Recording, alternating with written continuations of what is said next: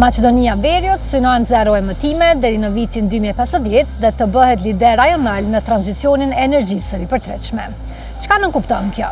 Dekarbonizim, transformim rrënjësor duke eliminuar termocentralet e qymyrit dhe duke zgjeruar kapacitetet diellore dhe eolike. Por presni, a do të çonte ky proces në humbje masive të vendeve të punës në sektorin energjetik? Jo.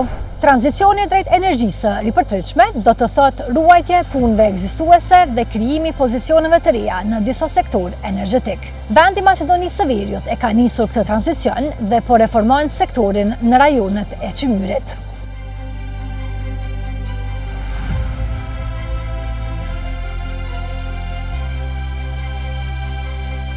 Vendet e reja të punës do të gjenerohen nga rritja e përdorimit të burimeve të ripërtretshme për prodhimin e elektricitetit, veçanërisht parqet fotovoltaike, parqet eolike dhe të biomasës.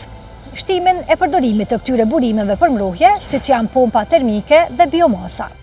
Qeveria maqedonase ka njoftuar se investimet në energjinë e ripërtretshme për dekadën e ardhshme e të kalojnë shumën e 1 miliard eurove, investimet të cilat do të nxisin rritjen e ekonomisë vendase.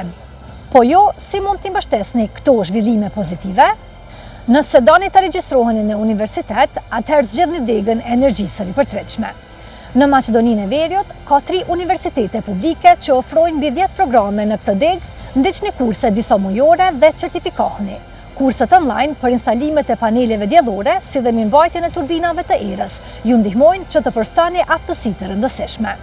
Bashkohuni kurseve profesionale dhe trajnimeve që kanë në fokus energjinë e gjalbërt. Maqedonia Veriut dhe vendet e tjera të rajonit ofrojnë kurse profesionale për montimin e paneleve diellore, menaxhimin e sistemeve ngrose të biomasës dhe mirëmbajtjen e turbinave të erës.